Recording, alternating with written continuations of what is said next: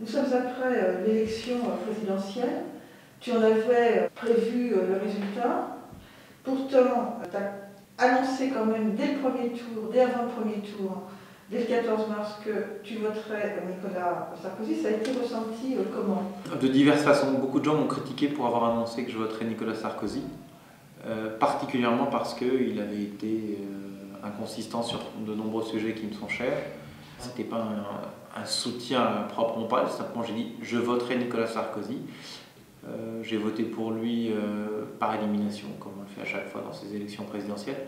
Au premier tour, on choisit, au second tour, on élimine. Je crois que la différence était en 2007 qu'on avait un vrai choix. On a vraiment choisi en 2007 Nicolas Sarkozy. En tout cas, une partie des Français, 53% des Français. Maintenant, en 2012, trop de déceptions, trop de malentendus, et donc, résultat, il a été battu. Maintenant, François Hollande a été élu président de la République le 6 mai 2012. Il faut lui souhaiter bonne chance pour la France, bonne chance pour les relations entre la France et le reste du monde, et bonne chance pour la paix sociale et la paix dans le monde. Quel est ton sentiment quand même aujourd'hui? Parce que d'un côté, alors, tu avais prévu ça, pourquoi d'ailleurs l'avais-tu prévu?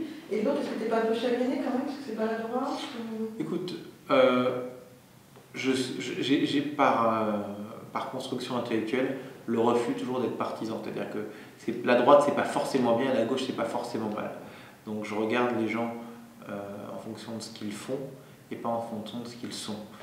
Et je n'attaquerai pas François Hollande sur qui il est, je n'attaquerai pas François Hollande sur ses intentions. Si je dois critiquer François Hollande, ce sera sur ses actions.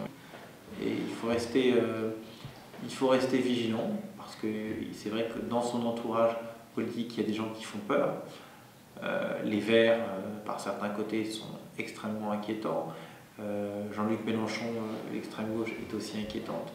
Donc il faut rester circonspect, mais il faut lui laisser sa chance aussi. Il faut laisser sa chance au produit. Le produit Hollande mérite d'être testé.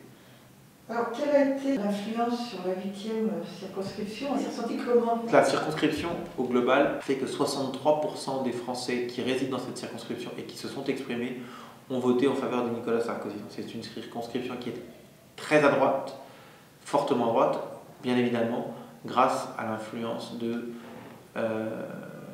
vote en Israël, puisque Nicolas Sarkozy a été élu avec 93% des voix en Israël. Donc, c'est une circonscription à droite.